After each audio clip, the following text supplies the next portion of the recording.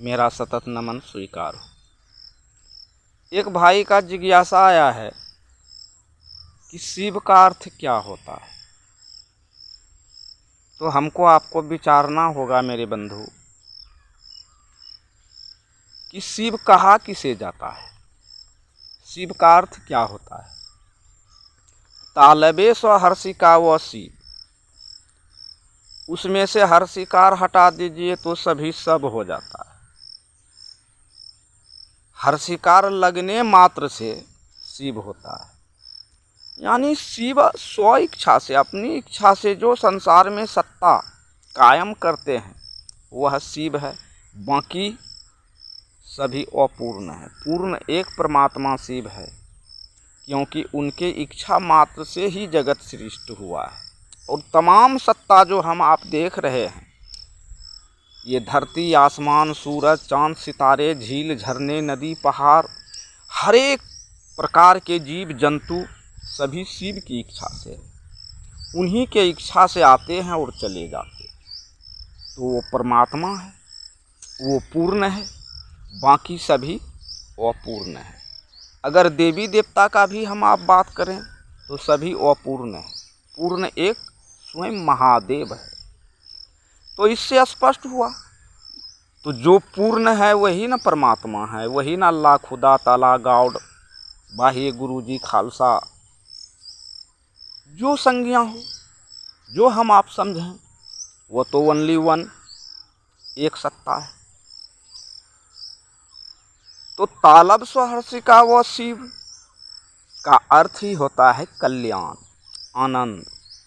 और कल्याण आनंद ईश्वर शिव के पास होता है। गुरु शिव के रूप में वही परमात्मा संसार में आते हैं और जनमानस को अपने जैसा बनाते हैं, यानी जीव को शिव बनाते हैं। तो अगर हम आप उस परमात्मा शिव को अपना गुरु नहीं कहेंगे, अपना गुरु बनाकर उनके निर्देशानुसार नहीं चलेंगे, तो हमारे आपके अंदर ज्ञान आएगा कैसे?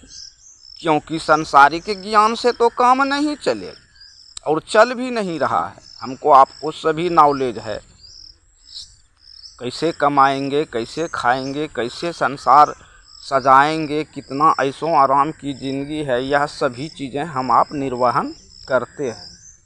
इसीलिए हमको आपको उस शिव को समझना होगा।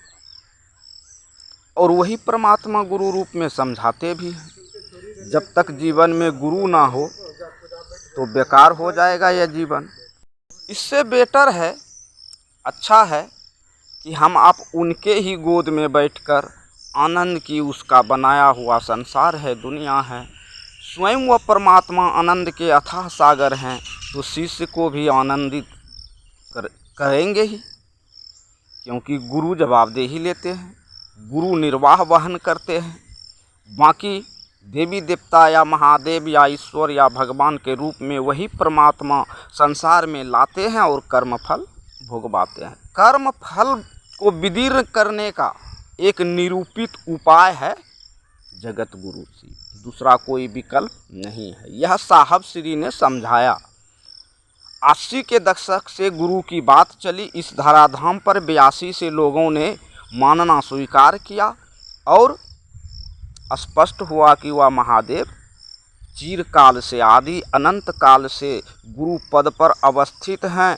उनके शिष्य भी हुए हैं एकवाली, लेकिन किसी ने जोड़ने और जुड़ाने की बात नहीं कहा। पहली बार साहब दीदी के माध्यम से यह बात चली और हम आप शिव को अपना गुरु बना सकते हैं। ईमानदारी बनाइए, 3 सूत्र करिए, कहीं जाने की कोई फल फूल बेलपत्र अगरबत्ती मोमबत्ती चढ़ाने की भी झंझट नहीं है। क्या खाए हैं, कैसे जी रहे हैं, कैसे नहाए हैं, वह शिव परमात्मा अवेलेबल एनी टाइम हमारे आपके साथ चलता है।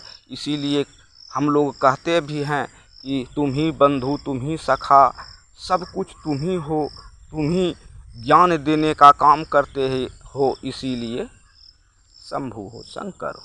चलिए भाई बहन, अगर समझ में आया तो इसे निभाने का प्रयास करें और महादेव की ओर चलने का प्रयास करें। धन्यवाद।